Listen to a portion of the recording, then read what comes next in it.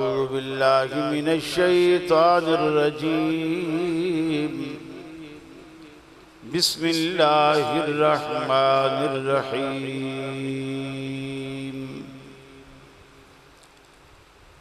लक़द कान लकुम फ़ी रसूलिल्लाहि उस्वतुन हसना।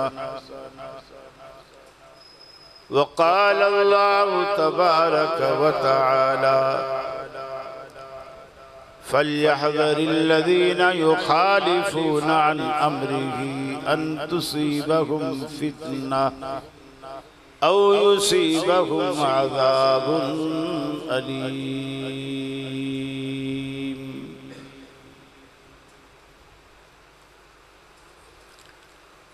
वाजिबुल एहतराम उलमाए किराम, सदर मजलिस मोहतरम जनाब उस्ताद गिरामी प्रोफेसर नजीबुल्लाह तारिक साहब हाफिज़हुल्लाह, मोहतरम शेख अमीन साहब हाफिज़हुल्लाह,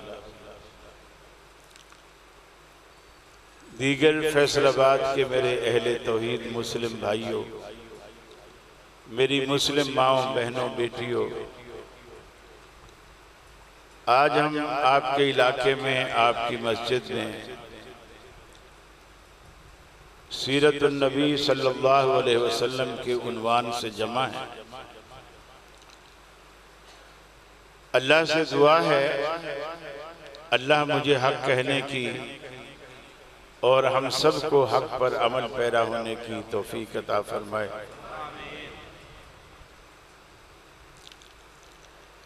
अहले बिदअत की सीरत बयान करने में और अहले हदीस के सीरत बयान करने में बहुत सारा फर्क होता है। एक तबका रसूल अकरम सल्लल्लाहु अलैहि वसल्लम के हुलिये को हर सूरत नुमाया करता। आपकी जुल्फें ऐसी, आपके होंठ गुलाबी, आपका रंग गोरा,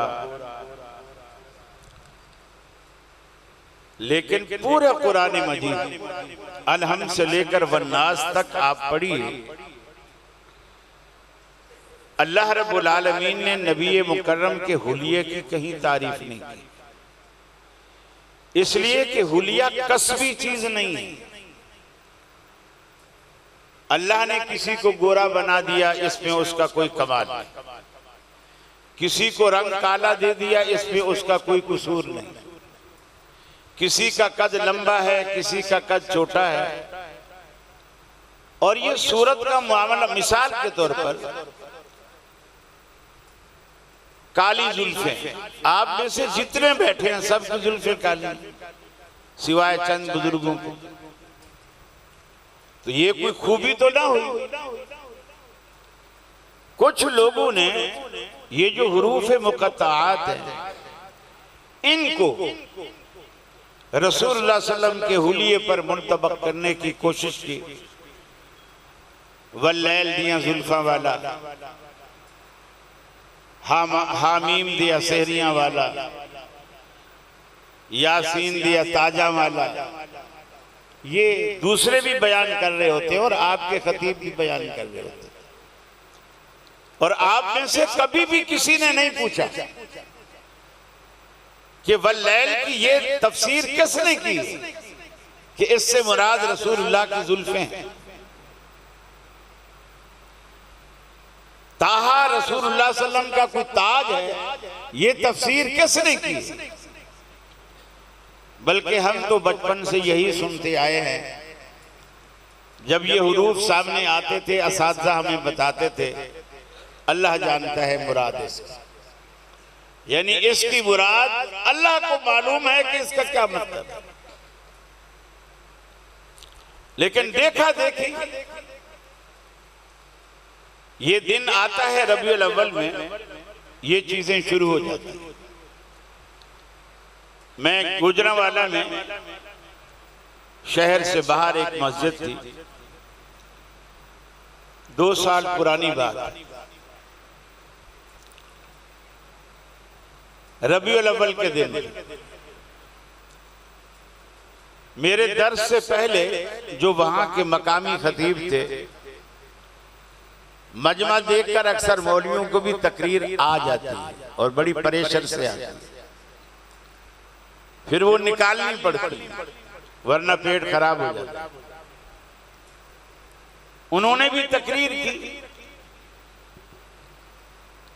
अब मजमा अहले हदीसों का है, मस्जिद भी अहले हदीसों की, खतीब भी अहले हदीस का है। वो क्या कह रहा है कि जिस लम्हे नबी करीम सल्लल्लाहु अलैहि वसल्लम पैदा हुए वो लम्हा सबसे आला, जिस दिन पैदा हुए वो दिन सब दिनों से आला, जिस रात पैदा हुए वो रात सब रातों से आला, जिस महीने में पैदा हुए वो महीना सब महीनों से आला। और हर जुमले पर लोग बोले सुभान अल्लाह। जैसे आपके पंजाब का कल्चर है कि जो जितना बड़ा झूठ बोले उतना ही बड़ा ऊंचा सुभान अल्लाह बोले, सारे कह रहे सुभान। जब मेरी बारी आई मैंने और कुछ नहीं कहा, अपनी तरफ से कुछ भी नहीं कहा। मैंने सिर्फ लोगों से ये पूछा मुझे बताओ दिनों में सबसे बड़ा दिन और सरदार दिनों का कौन सा है? कहने लगे जुम्मा। लोग खुद ही कह रहे हैं जुम्मा। मैंने कहा महीनों में सबसे अफजल महीना कौन सा है? कहने लगे रमजान। मैंने कहा रातों में सबसे अफजल रात कौन सी है? कहने लगे लैलतुल कद्र। मैंने नहीं बताया, खुद ही बताने लगे। तो मैंने कहा अल्लाह के बंदो, अभी चंद मिनट पहले आपको किसी ने कहा कि पीर का दिन अफजल है, जिस दिन रसूलुल्लाह सल्लल्लाहु अलैहि वसल्लम पैदा हुआ वो सबसे अफजल दिन है, तो वो तो पीर का दिन है। और आपने कहा सुभान अल्लाह। अब मैं पूछ रहा हूं तो आप उसके खिलाफ बता रहे हो कि वो जुम्मे का दिन है। वो कह रहे हैं कि रबीउल अव्वल सबसे अफजल महीना है, आप कह रहे हो सुभान अल्लाह। मैंने आपसे पूछा कि कौन सा महीना अफजल है, आप कह रहे हैं रमजान। खुद ही कह रहे हैं। अल्लाह के बंदो, एक होती है अकीदत, एक होता है अकीदा। अकीदत में अपने अकीदों को मत बिगाड़िए। अकीदा किसी भी मौसम में हो, रबीउल अव्वल का हो, मुहर्रम का हो, अकीदा आपका नहीं बिगड़ना चाहिए। ये एक ऐसी मजबूत बुनियाद है। और अगर अहले हदीस के पास एक अकीदा ही तो है, अगर यही ना रहे। दूसरी बात यह है, किसी के लिए मुहर्रम है, किसी के लिए रबीउल अव्वल, आपके लिए पूरा साल। रसूलुल्लाह सल्लल्लाहु अलैहि वसल्लम की सीरत किसी वक्त की, किसी लम्हे की, किसी मौसम की, किसी महीने की, किसी त्योहार की मोहताज नहीं। ये 12 मासी चीज है, 12 महीने। ये तो जैसे अंग्रेजों ने हमें खराब किया हुआ है। एक मदर डे रखा हुआ है, मां की मोहब्बत उनके दिल में एक ही दिन जागेगी। और इस्लाम ने पूरा साल मां की मोहब्बत से सरशार रखा है। कोई एक दिन भी ऐसा नहीं कि आप कहें कि जी आज मदर डे नहीं है, मैं ना मां के पांव दबाऊंगा, ना मैं पानी पिलाऊंगा, ना खिदमत करूंगा, ना कहा मानूंगा। ये तो 12 महीने की चीज। यही फादर डे का मामला है, यही टीचर डे का मामला है, हत्ता कि सफाई के भी दिन है। और इस्लाम कहता है सफाई ईमान का हिस्सा है। और ईमान तो 12 महीने चाहिए, तो सफाई भी 12 महीने चाहिए। नबी की सीरत का क्या मतलब है? आपकी जो 23 साला दौरे नबुवत की जो जिंदगी, 23 साला दौरे नबुवत की जो जिंदगी है, वो पूरी की पूरी जिंदगी, इसे आप सीरत का नाम दें या इसे आप सुन्नत का नाम दें। अगर आप इसे अपनी जिंदगी में लाते हैं, आप ये भी कह सकते हैं मैंने नबी की सीरत को अपनाया, और आप ये भी कह सकते हैं मैंने नबी की सुन्नत को अपनाया। मस्जिद में भी आपकी एक सीरत है, नमाज का एक आपकी जिंदगी में खास तरीका। ये सरकारी जो नुक्ता नजर है ना, मियां अल्लाह की नमाज पढ़नी जैसे चाहो पढ़ लो, जहां चाहो पढ़ लो, जिसके पीछे चाहो पढ़ लो, क्या फर्क पड़ता है? ये नबी करीम का तरीका नहीं। जिस तरह नमाज फर्ज है, नमाज का तरीका भी फर्ज है। आपने पाबंदी लगाई, सल्लू कमा रहे तुमने उसल्ली, नमाज ऐसे पढ़ो जैसे तुमने मुझे पढ़ते हुए देखा।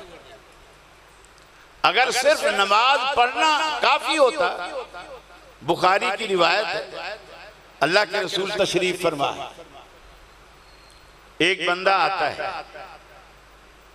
पहले वो नमाज पढ़ता है, नमाज पढ़ने के बाद आपके पास आता है, आपको सलाम करता है, आप सलाम का जवाब देते हैं, फिर उससे कहते हैं इर्जे फसल्ले फइन्नका लम तुसल्ली, जा अपनी नमाज दोबारा पढ़, तूने अभी नमाज नहीं पढ़ी। हालांकि वो पढ़ चुका है। अब अगर फार्मूला ये हो कि अल्लाह की नमाज पढ़नी है, जैसे चाहो पढ़ लो, तो अल्लाह के लिए तो वो पढ़ ही चुका था, और जैसे चाहा उसने पढ़, फिर भी अल्लाह के रसूल ने कहा तेरी नमाज नहीं हुई, जा दोबारा पढ़। इसका मतलब ये है नमाज का तरीका हमारी पसंद नापसंद पर मौकूफ नहीं है, इसका एक खास तरीका। किसी को भाई या ना भाई, वो दोबारा आया पढ़ के, आपने फिर वही अल्फाज फरमाए, जा तू दोबारा नमाज पढ़, नहीं पढ़ी। तीसरी दफा आकर उसने हथियार डाल, उसने कहा या रसूल अल्लाह सल्लल्लाहु अलैहि वसल्लम, मुझे जैसे नमाज आती थी मैंने वैसे पढ़ी, अब अगर आप कहते हैं कि मेरी नमाज गलत है तो फिर आप दुरुस्त फरमाएं, मुझे सिखाएं। आपने फिर उसकी नमाज में जो जो खराबी देखी, अपने तरीके के मनाफी जो चीज देखी, वो रुकू ठीक से नहीं करता, रुकू से खड़ा होकर सीधा खड़ा नहीं होता, सजदा ठीक से नहीं करता, वो सारी खराबियां आपने उसे बताई कि नमाज इस तरह पढ़, इस तरह पढ़, इस तरह खड़ा हो, इस तरह बैठ, सारा तरीका जो जो खराबी थी आपने बताया। हजरत अब्दुल्ला बिन मुबारक रहमहुल्लाह मुहद्दिस भी हैं, इमाम अबू हनीफा रहमतुल्लाह अलैह के शागिर्द भी हैं। ये एक शख्स के पास जाते हैं, या वो शख्स इनके पास आता है, वो नमाज पढ़ता है। अब्दुल्ला बिन मुबारक ने उसे नमाज पढ़ते हुए देखा, नमाज पढ़ते हुए देखा तो उससे पूछा कि कितने सालों से, कितने अरसे से तुम ये नमाज पढ़ रहे हो? उसने कहा मुंज़ु 40 साल, मैं कोई तकरीबन 40 साल से मैं ये नमाज पढ़ रहा हूं, 40 साल से मैं ये नमाज पढ़ रहा हूं। अब्दुल्ला बिन मुबारक रहमहुल्लाह उसे कहते हैं, अगर तू 40 साल से ये नमाज पढ़ रहा है तो इसका मतलब यह है कि 40 साल से तूने नमाज ही नहीं पढ़ी, 40 साल से तूने नमाज नहीं पढ़ी। जब तक किसी अमल में नबी करीम की सीरत ना हो, नबी करीम की सुन्नत ना हो, उस अमल की कोई हैसियत नहीं। वो नमाज हो, वो रोजा हो, वो हज हो, वो ज़कात। सीरत के जलसों का फायदा ही तब है जब आपको पता चले कि हम ये जलसा कर क्यों रहे। बस सिर्फ यही कि भी वो काली कमली वाले और काली जुल्फों वाले और गोरी रंगत वाले, ठीक है, अल्लाह के नबी गोरे थे, होंठ गुलाबी थे, जुल्फे काली थी, कोई शक नहीं।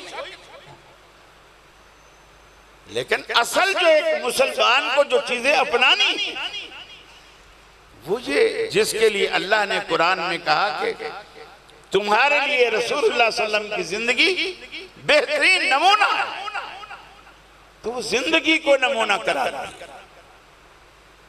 और आपने ऐसे तो नहीं फरमा दिया कि सल्लू कमा रहे तुमोनी उसल्ली।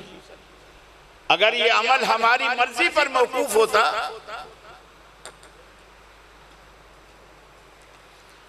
हमारी मर्जी पर छोड़ा होता,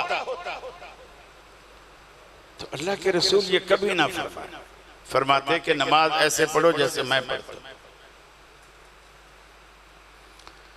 फरमाया लक़द कान लकुम फी रसूलिल्लाहि उस्वतुन हसना। नबी मुकर्रम सल्लल्लाहु अलैहि वसल्लम की जिंदगी तुम्हारे लिए बेहतरीन नमूना है। आपको दुनिया के अंदर एक लीडर मानकर, कायद मानकर, रहबर मानकर, पेशवा मानकर आपके पीछे पीछे चलते चले आओ। नतीजा क्या निकलेगा? युहिब्बुकुमुल्लाह। नतीजा ये निकलेगा कि रब्बुल आलमीन के तुम महबूब बन जाओगे, अल्लाह तुम्हें अपना महबूब बनाएगा। तुम्हारी नमाजों का एक ही मकसद है कि रब मुझसे राजी हो जाए, अल्लाह मुझसे राजी हो जाए। रोजे का यही मकसद, कुर्बानी का यही मकसद, हज का यही मकसद।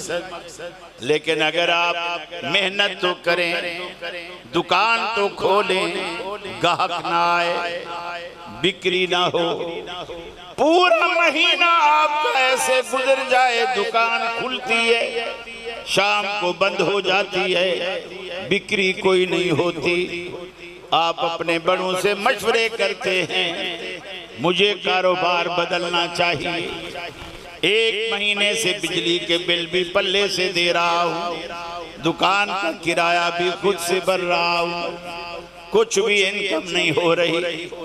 अगर आप मस्जिद में आए और नमाज आपके मुंह पे दे मारी जाए, पूरा महीना रमजान का रोजा रखें, अजर कुछ ना मिले, साथ साथ हज करके नादरा के रजिस्टर में आप अलहाज लिखवाए जाएं, लेकिन अजर कुछ ना मिले, यकीन मानिए इससे बड़ा खसारा दुनिया में भी और आखिरत में भी और कोई नहीं। इसलिए कि अल्लाह के यहाँ आखिरत की मंडी में आपकी नमाजें भी पेश होंगी, रोजे भी पेश होंगे, हज और ज़कात और जिहाद भी पेश होगा। इन्नल्लाह अश्तरा मिनल मुमिनीन अनफुसहुम व अमवालहुम बिअन्न लहुमुल जन्नह। अल्लाह रब्बुल आलमीन तुमसे खरीदेगा तुम्हारे माल भी, तुम्हारी जानें भी, किसके बदले? बिअन्न लहुमुल जन्नह, जन्नत के बदले। अल्लाह तुम्हारे नामाल का क़यामत वाले दिन खरीदार बनेगा, अल्लाह खरीदार बनेगा। इन्नल्लाह अश्तरा, अल्लाह खरीदार बनेगा। लेकिन अल्लाह जिस चीज को खरीदेगा उसमें वो जौहर नजर आना चाहिए जिसका अल्लाह खरीदार बनेगा, और वो जौहर सीरत रसूल के बगैर नहीं, सीरत रसूल के बगैर वो जौहर उस अमल के अंदर नहीं आएगा। आपने सहाबा को सिर्फ नमाज के लिए नहीं, आपने हज के लिए भी सहाबा से फरमाया, खुदू अन्नी मनासिककुम, अरे मुझसे हज के मसले सीख लो, अगले साल हमारी तुम्हारी मुलाकात हो के ना हो। आप देखिए नबी करीम की सीरत की मुखालफत मामूली जुर्म नहीं, हदीस में आता है अल्लाह के रसूल दस्तरखान पे तशरीफ फरमा है, लोग भी बैठे हैं, खाना दस्तरखान पर लग गया, एक बंदा बाएं हाथ से खाता है। हालांकि अल्लाह के रसूल का फरमान है कि मोमिन दाएं हाथ से खाता भी है पीता भी है। इन्ना शैतान याकुलु बिशिमालिही व यशरबु बिशिमालिही, और शैतान बाएं हाथ से खाता है, बाएं हाथ से पीता है।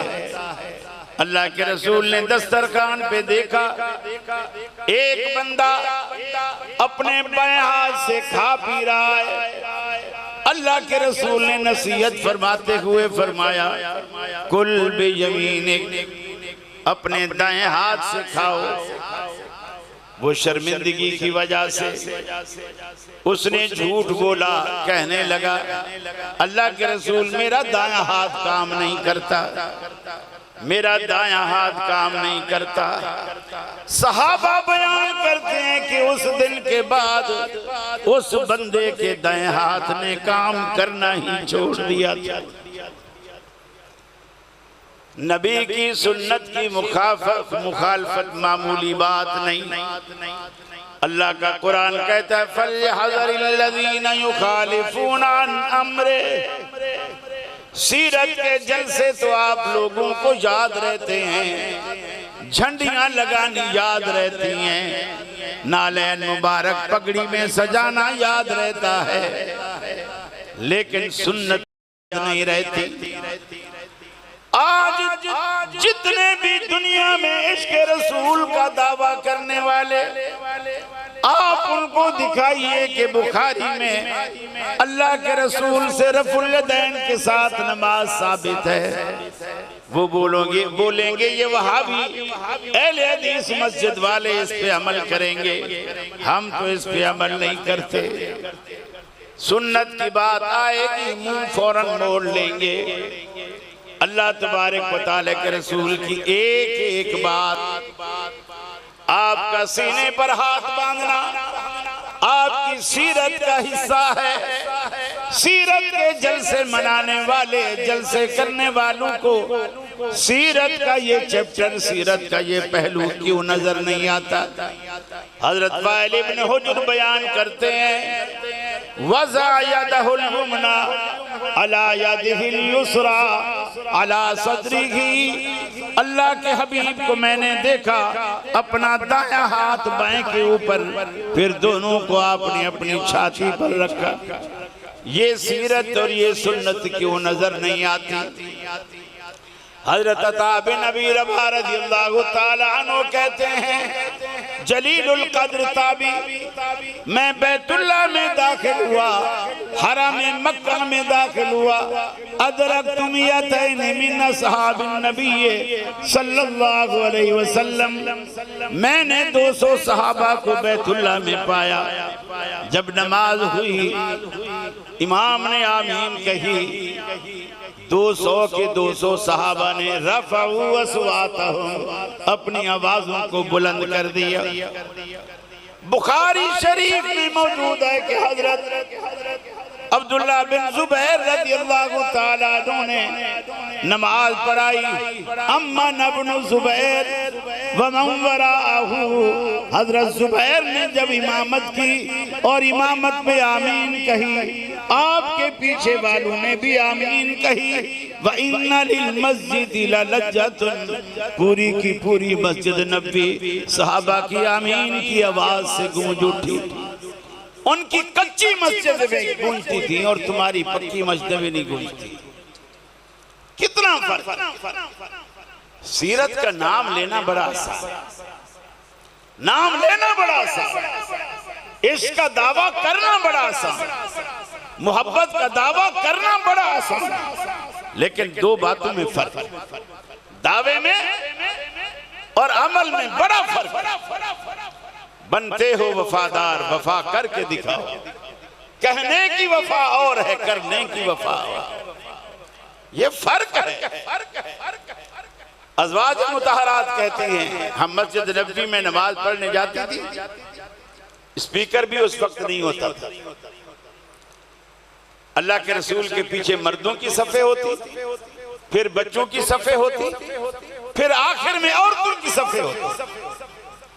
वो कहती हैं जब अल्लाह के रसूल इमामत के मुसल्ले पर आमीन कहते, हम आपकी आमीन को आखिरी जो औरतों की सफ़ है उसमें सुना करते, उसमें सुना करते। नबी करीम सल्लल्लाहु अलैहि वसल्लम की सीरत, जिसे सीरत कहते हैं, ये चीजें उस सीरत से बाहर नहीं है, उस सीरत के अंदर।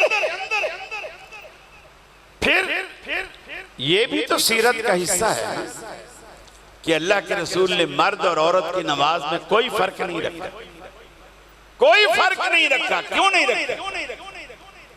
आप मर्दों के भी नबी थे, औरतों के भी नबी थे। जो तरीका आपका मर्दों पर लाजिम है वही तरीका औरतों पर लाजिम है, क्योंकि दोनों का पैगंबर एक। मेरे भाइयों, मौलाना सनाउल्लाह अबरसरी रहमतुल्लाह अलैह इंडिया में हमारी जमात के बहुत बड़े मुनाजिर गुजरे हैं, आलिम थे, बड़े हाजिर जवाब, अल्लाह ने बड़ा मलका दिया। इलाके में आबादी अहले हदीसों की, जैसे हमेशा इलाकों में अक्सर अहले हदीसों की आबादी कम होती है, कम आबादी थी, अहले हदीसों ने मस्जिद बनाई, हनफियों ने कब्जा कर। अब तो यहाँ अहले हदीसों की मस्जिद पे अहले हदीस कब्जा कर लेते, उस जमाने में अहले हदीस कब्जा नहीं करते, गैर करते कब्जा कर लिया। जज अंग्रेज होते थे या हिंदू होते थे, अब वो दलाइल तो जानते नहीं थे। वो दो मौलवियों को ऐसे समझते हैं, दो वकील, अपना अपना मौकफ हमारे पास लिखवा दो और मौकफ पर दलील दो, जिसका मौकफ दलाइल से वाज़ेह हो जाएगा हम उसके हक में फैसला कर देंगे। जज ने ये कहा कि इलाके में जिनकी अक्सरियत, अगर अहनाफ की अक्सरियत है तो मस्जिद उनको मिलेगी, और अगर अहले हदीसों की अक्सरियत है तो मस्जिद इनको मिलेगी। अक्सरियत अहनाफ की थी, लेकिन मस्जिद बनाई अहले हदीसों ने थी। मौलाना सनाउल्लाह अबरसरी रहमतुल्लाह अलैह ने कहा, आप इनसे लिखवाओ अहनाफ से, नमाज में ये लोग कहाँ हाथ बांधते हैं। सब ने कहा कि जी हम नाफ पे बांधते हैं या नाफ से नीचे बांधते हैं, ताहत सुर्रा या फौका सुर्रा, अला सुर्रा या ताहत सुर्रा। तो अहले हदीसों ने कहा जी हमारा मौकफ ये है कि हम छाती पर, सीने पर हाथ बांधते। वो लिख लो, जज साहब ने लिख लिया कि हनफियों की निशानी ये नाफ के नीचे या नाफ पे बांधते, और अहले हदीस की निशानी ये सीने पर बांधते। अब जब ये लिखा गया, मौलाना सनाउल्लाह अबरसरी रहमतुल्लाह अलैह ने फरमाया कि इस पूरे इलाके में अहले हदीस की तादाद ज्यादा है। जब ये लिखवा लिया ना, उन्होंने कहा पूरे इलाके में अहले हदीस की तादाद ज्यादा है। हनफी बोले झूठ बोल, तादाद हमारी ज्यादा है। उन्होंने कहा अच्छा गिनो, तुम्हारे मर्द कितने हैं इधर, औरतें कितनी हैं, और हमारे मर्द कितने, हमारी औरतें कितनी हैं। सनाउल्लाह अबरसरी रहमतुल्लाह अलैह ने कहा हमारे जितने मर्द हैं वो भी सारे अहले हदीस हैं, सीने पर हाथ बांधते हैं। हमारी जितनी औरतें हैं वो भी सारी अहले हदीस हैं, सीने पर हाथ बांधती हैं। और इनके घर में भी जितनी औरतें हैं सारी अहले हदीस हैं, वो भी सीने पर हाथ बांधती हैं, सिर्फ इनके मर्द हनफी बस। और जब गिना गया तो बाकी वो हाथ सीने पर बांधने वालों की तादाद ज्यादा थी, क्योंकि हनफियों के वोट भी हमें मिल गए, हनफियों के वोट भी हमें मिल गए। मकसद कहने का ये है, नबी मुकर्रम सल्लल्लाहु अलैहि वसल्लम की सुन्नतों की पासदारी अहले हदीसों के जिम्मे फर्ज। शायद अल्लाह ने आपको रखा हुआ भी इसीलिए रखा हुआ है कि आप नबी की सुन्नतों के पासदार, आप सीरत के मुहाफिज हो, वरना लोग तो हुलिया बिगाड़ने में देर नहीं करते। जिस तरह दीन का हुलिया अगर अहले हदीस ना होते। दीवाने फरीद एक ख्वाजा फरीद की किताब है जो बावलपुर वाले चाचना शरीफ वाले सरायकी के शायर गुजरे हैं। ख्वाजा फरीद बावलपुर के नवाब सादिक वगैरह उसके बड़े मुरीद थे। इसका जो दीवाने फरीद पहली जिल्द है उसमें उनके कुछ हालात जिंदगी, और वो हालात जिंदगी भी एक बरेलवी आलिम ने लिखी। उसमें एक चैप्टर है ख्वाजा साहब का अगयार से सुलूक। बहुत सारी बातें हैं, उसमें से एक बात यह है कि नवाब सादिक के यहाँ एक इमाम था, वो अहले हदीस था। लोगों ने शिकायत करके उस इमाम को निकलवा दिया। वो निकाल दिया गया और वो अहमदपुर शर्किया ख्वाजा फरीद के पास आया। ये दीवान फरीद की पहली जिल्द में पूरा वाकया मौजूद है। वो अहमदपुर शर्किया आया, ख्वाजा साहब से मुलाकात हुई, शिकायत की कि मुझे अहले हदीस होने की वजह से लोगों ने शिकायत की और मुझे नवाब साहब ने मस्जिद से निकाला। उन्होंने कहा अच्छा तुम यहां रुको, एक दो दिन बाद नवाब साहब मेरे पास आने वाले, अल्लाह ने चाहा तो बेहतरी हो। वो ठहरे रहे, ख्वाजा साहब के मेहमान बन गए। नवाब सादिक आए, वो मुरीद के ख्वाजा साहब। नमाज का जब टाइम हुआ, जोहर थी या असर थी, जो भी नमाज थी, ख्वाजा साहब ने उस अहले हदीस इमाम को जिसको नवाब सादिक ने बहावलपुर रियासत से निकाला था अपनी मस्जिद से, उसको इमामत के मुसल्ले पर खड़ा किया, खुद पीछे खड़े। अब जब ये चीज नवाब सादिक ने देखी तो वो तो उसी वक्त शर्म से पानी पानी हो गई कि मैंने जिसको निकाला ख्वाजा साहब ने उसी को मुसल्ले पर खड़ा किया, खुद भी पीछे खड़े हो गए। जब उसने नमाज पढ़ा दी, ख्वाजा साहब ने दर्स दी और दर्स में ये कहा कि कुछ लोग अपने आप को रज़ाक समझने लगे हैं और खुदा बन बैठे हैं। वो ये समझते हैं कि लोगों को रोजी हम देते हैं। फिर कहा कि क्यों नवाब साहब, तेरी रियासत में मुशरकों के, मुल्हिदों के रहने की जगह है और मुवाहिदीन के रहने की कोई जगह नहीं।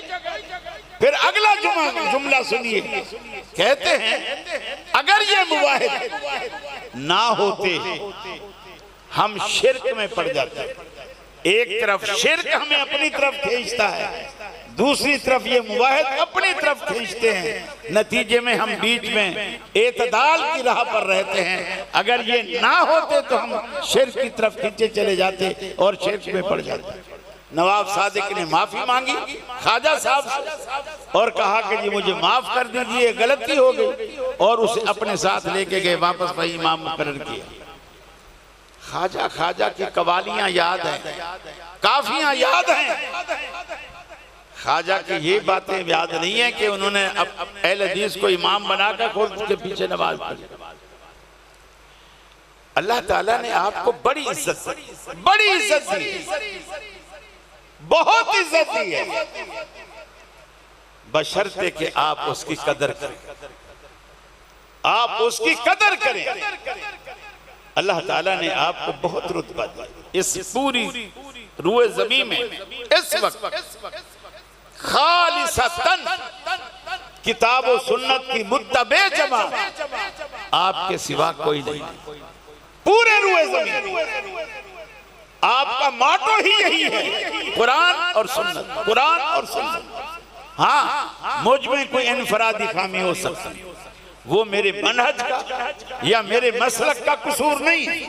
कोई अहले हदीस शिलवार टखने से नीचे रखे हुए, कोई रफ़ुल यदैन सही से नहीं करता, सुन्नत के मुताबिक नहीं करता, कोई दाढ़ी मुंडाता है, ये इनफरादी खराबियां हो सकती हैं। लेकिन मिन हैसुल मसलक हमारे मनहज में अल्हम्दुलिल्लाह कोई खराबी नहीं। और आपको इसकी कदर करनी चाहिए, आपको इसकी कदर करनी चाहिए। आपके स्टेज पर कोई गलत बात बयान ना हो, आपके स्टेज पर कुरान और सुन्नत का मजाक न उड़ाया जाता। क्या आपके कल्चर में अब ये चीज नहीं आ गई कि आपके स्टेजों पर लोग जुगतों के सिवा कुछ भी नहीं सुनाते और आप नोटों की बारिश कर रहे हैं?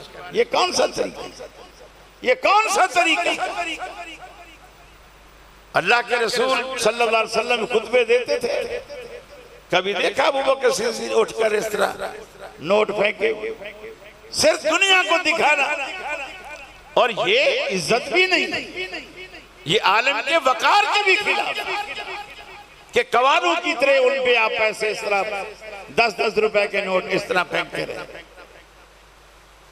आप अपने स्टेज की, अपनी मस्जिद की, अपनी मिंबर की, अपने मुसल्ले की आप कदर करें, आप इसका एहतराम करें, आप प्रोग्राम रखें, लेकिन प्रोग्राम बामकसद बामानी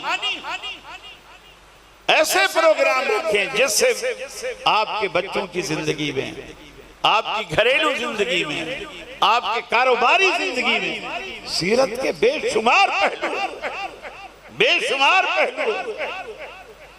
मैं क्लिप देख रहा था, एक साहब ने बड़ा खूबसूरत जुमला लिखा। वो कहने लगा कि बंदा एक दफा जिंदगी में एक दफा हज कराए, एक दफा हज कराए तो उसको लोग सारी जिंदगी हाजी बोलते हैं, लेकिन सारी जिंदगी हराम खाए तो उसका भी तो कोई नाम होना चाहिए। एक दफा हज करे तो सारी जिंदगी हाजी, और सारी जिंदगी हराम खाए, फिर भी कोई नाम होना चाहिए कि नहीं होना चाहिए? मैं नहीं कहता, आप खुद इज्तिहाद कीजिए उसका क्या नाम हो सकता है। रसूलुल्लाह सल्लल्लाहु अलैहि वसल्लम ने अपनी सीरत में क्या कारोबारी और तिजारत के रहनुमा उसूल नहीं छोड़े? क्या हलाल है, क्या हराम है, किस तरह अपने ग्राहक के साथ मामला करना है, किस तरह रियायत करनी है, किस तरह सहूलत देनी है। कसमें खा के चीजें बिक जाती हैं, बरकत उठ जाती है, झूठ बोलने से भी चीजें बिक जाती हैं, बरकत उठ जाती है। ये सीरत का मकसद है। रसूलुल्लाह की सीरत सिर्फ मस्जिद के दायरे में नहीं घूमती, आपकी जिंदगी, आप शौहर हैं तो, उस्ताद हैं तो, आप इमाम मस्जिद है तब, खतीब हैं तब, सुप्रीम कोर्ट के जज हैं तब, कमांडर इन चीफ हैं तब, ताजिर हैं तब, मुजाहिद हैं तब। जिंदगी का कौन सा शोबा ऐसा है जहां रसूलुल्लाह सल्लल्लाहु अलैहि वसल्लम की सीरत के रहनुमा उसूल ना मिलते हो?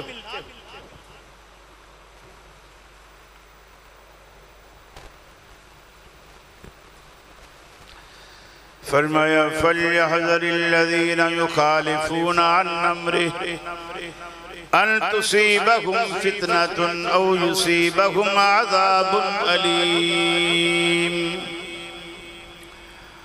तुम्हें उस बात से डरना चाहिए कि कभी तुम पैगंबर की मुखालफत ना कर बैठो, उनकी सुन्नतों का खिलाफ ना कर बैठो, आपकी सीरत के खिलाफ ना कर गुजरो। अगर कुछ लोग ऐसा करते हैं, युखालिफूना अन अम्रिही, आपका खिलाफ करते हैं, अन तुसीबहुम फितना औ युसीबहुम अज़ाबुन अलीम, उन्हें इस बात से डरना चाहिए कहीं वो किसी फितने में मुब्तला ना हो जाएं, किसी मुसीबत में मुब्तला ना हो जाएं। मुसीबत से बचने के लिए अल्लाह के हबीब ने फरमाया, आज मुसलमानों का हर शख्स जन्नत में जाना चाहता है, मगर ये नहीं जानता जन्नत में जाएंगे कैसे, जन्नत मिलेगी कैसे।